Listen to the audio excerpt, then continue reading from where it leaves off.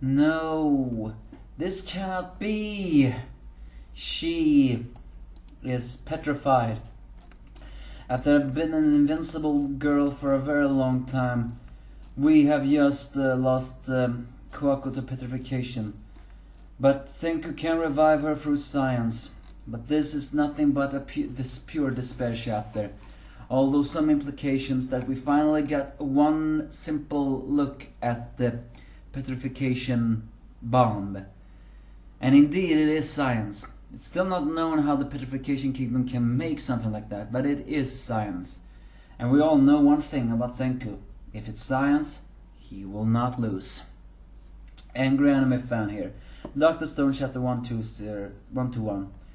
While Koako fights bravely against Mosu, it's clear that Mosu is way stronger than her. It makes me very pissed off that Koako is being degraded in power. How is she supposed to get stronger of it all? However, Koako is still Koako. She's saying that she always knew that she was not equal to him in strength. However, she is also saying that something like that is not enough to make me break my spirit. After all, we all know that she could fight against Tsukasa and Hyuga despite not being on their level either. And here it comes a very interesting part. When Mosu says that if you feel like you can't talk to me because I'm not your friend, then how will I become my friend? I like strong girls with cute faces. So what kind of guy is you? Super strong like me? And here is what is pretty fun is that Koako is saying the kind of guy that she is looking for. She's must a chaste hero just like Senku. Is someone who hacks at something for what they believe in, and that takes the strength of heart, able to step by step. Is she implying of Senku? Because Senku matches a lot of that. Senku is science. He takes steps by step, and he has a strength of heart. Yes, he's a jerk sometimes, but he always sticks to his principle and he goes the way. And also hacks at something what they believe in, and that's what Senku does in. He believes in science and he goes all through it. So, is she implying that she is attracted to Senku? Well, Senku is apparently is never gonna marry any girl, but we'll see. Of course, the fact that Mosu says that the Koako says that Mosu is the exact opposite of that, it doesn't like. As Ibara tries to kill Ginro, it's revealed that he has killed a lot of girls that have all seen that statue. Well, it makes sense. He couldn't just petrify them. And while Ginro almost escapes, unfortunately he does not, and is pierced through his body by the Wolverine claws, and he is not gonna survive that. In his battering breath, he reveals to Kohaku that the head is a stone statue, and that he looked like Soyuz. But he cannot be saved, unless of course he is petrified. But Kohaku also knows that if he is petrified, then she has too.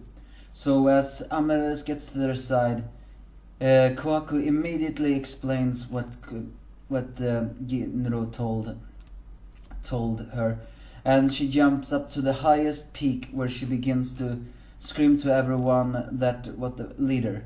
Realizing that this could be a trouble, Ibara makes up a lie saying that don't let the villain deceive you.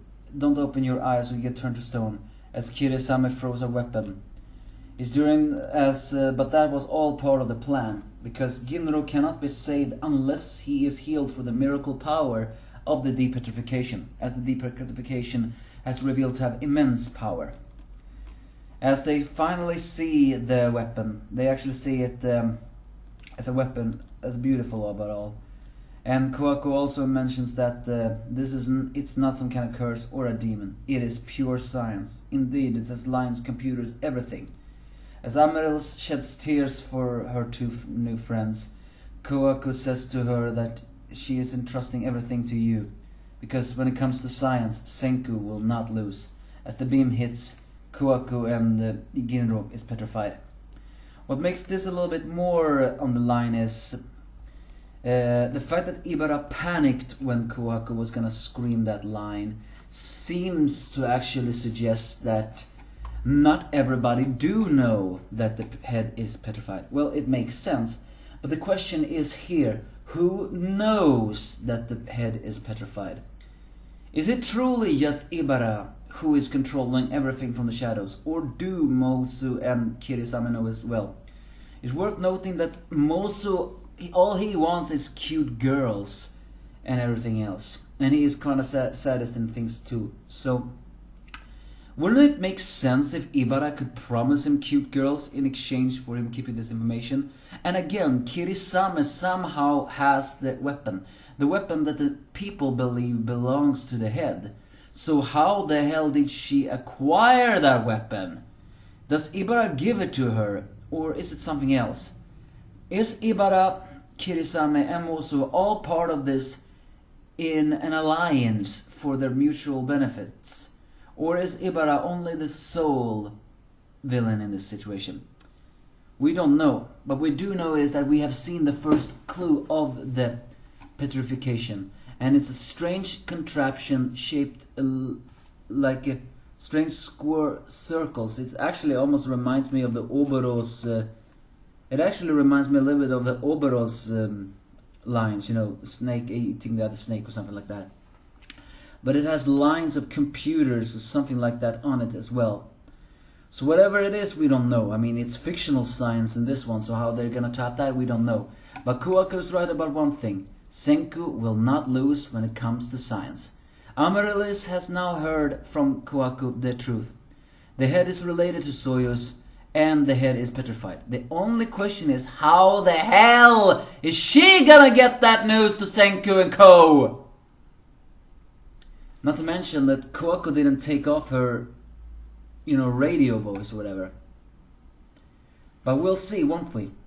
Either way, it's despair to see Kuaku getting petrified. Granted, we didn't see that, but it's very likely she did. Now's the question though. Can the Kingdom of Science avenge their comrades and stop this madness? Because Mosu and Kirisame's skills of attacking are indeed amazing. But Senku is right, they can overpower them with science. The question is, what kind of science? Give me your thoughts if you have any.